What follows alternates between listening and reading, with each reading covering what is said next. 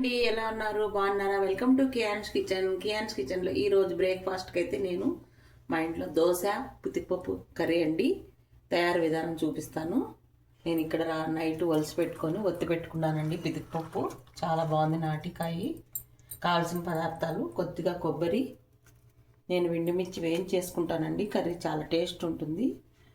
2 టమోటాలు, చెక్క లవంగాలు, ఒక 4 లవంగాలు, కొద్దిగా చెక్క అండి, కొద్దిగా అల్లము, ఒక 2 స్పూన్లు ధనియాల పొడి, కొద్దిగా 1/2 స్పూన్ పసుపు, కొబ్బరి అండి కొంచెము, తిరుమాత ఫ్రెష్గా కరివేపాకు, కొద్దిగా కొత్తిమీర. ఇప్పుడు ఇవన్నీ మిక్సీ పట్టుకుందామండి.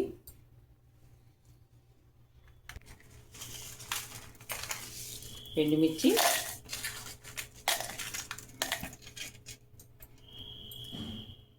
చెక్క లవంగాలు,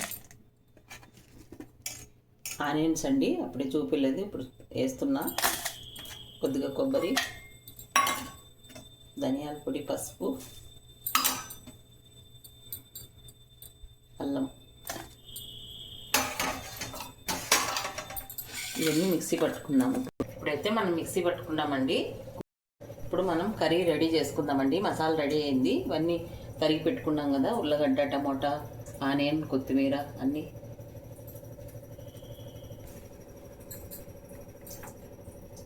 ఇప్పుడైతే గిన్నె పెట్టుకొని ఆయిల్ వేసుకున్నానండి. ఆయిల్ హీట్ అయినాక తిరుమాత వేద్దాము.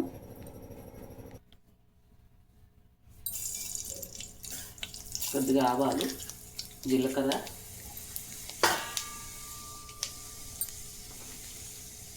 ఆనియన్స్,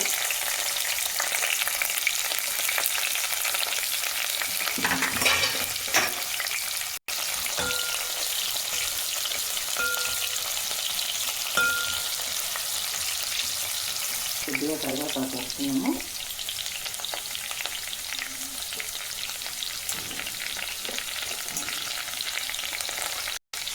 టమోటా,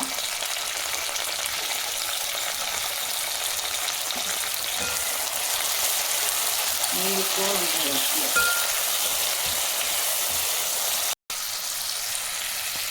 ఇప్పుడు ఉల్లిగడ్డ వేస్తున్నామండి. కొంతమంది వంకాయ కూడా వేస్తారు, నేనైతే వేయనండి. పితికిపప్పు బాగుండదు. ఇదే గింజల కూర చేస్తే బాగుంటుంది. పితికిపప్పు అయితే వంకాయ బాగుండదండి, నేనైతే వేయను. టమాటా మగ్గినాక ఉల్లగడ్డ వేసాను. ఉల్లగడ్డ కొంచెం మగ్గినాక పితికిపప్పు వేసుకొని మసాలా వేసేది.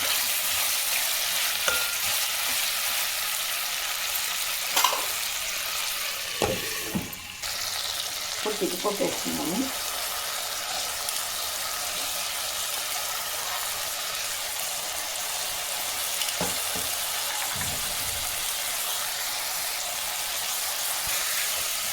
ఇప్పుడు కొంచెం ఆయిల్లో కొంచెం మగ్గినాక మసాలా వేద్దామండి.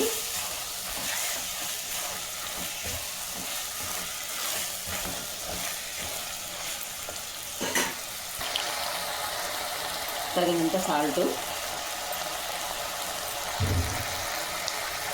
వేద్దాము.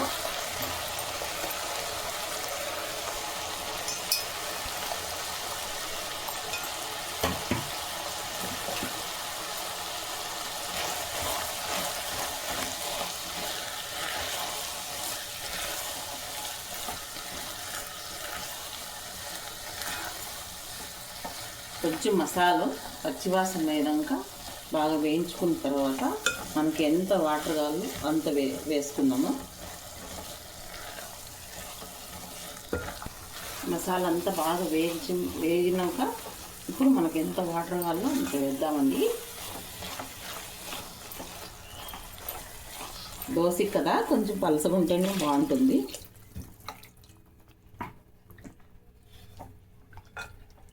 ఇంకా కొంచెం వేసుకున్నాము.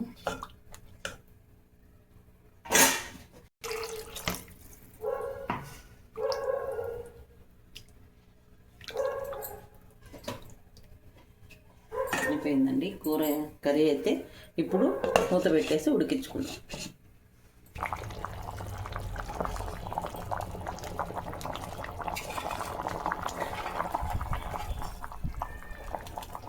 ఇంకా ఉడకల్ల, చాలా ఉడకల్ల.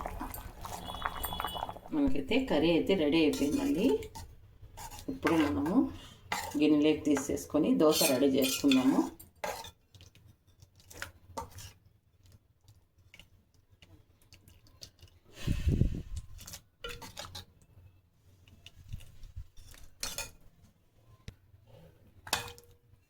ఇప్పుడు గిన్నెలోకి తీసుకుందామండి.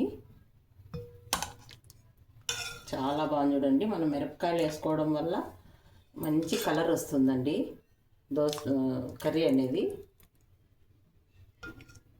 ఎప్పుడో ఆడిచ్చిండే మిరప్పొడి వేస్తే చాలా బాగుండదండి కర్రీస్కు, కొన్ని కర్రీలకు.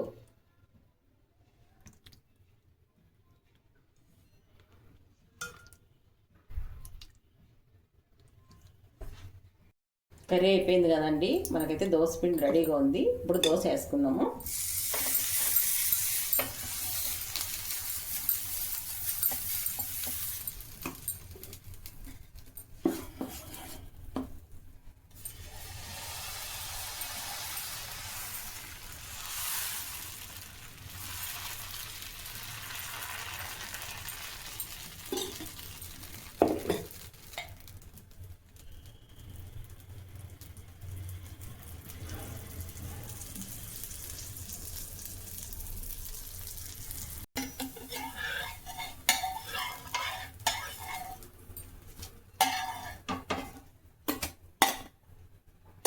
వేసుకున్నాము.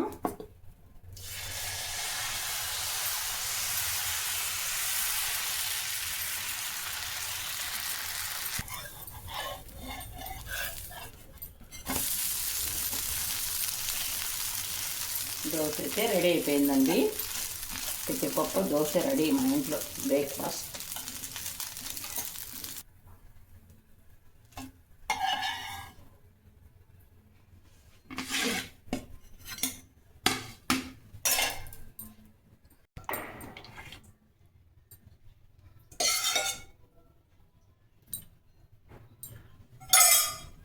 రెడీగా అయిపోయిందండి దోశ పితిపప్పు. మా ఇంట్లో అయితే సూపర్గా వచ్చిందండి, చాలా బాగుంది.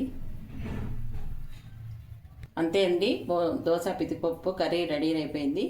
మీకు నచ్చితే లైక్ చేయండి, షేర్ చేయండి, సబ్స్క్రైబ్ చేసుకోండి. ఓకే, బాయ్ అండి.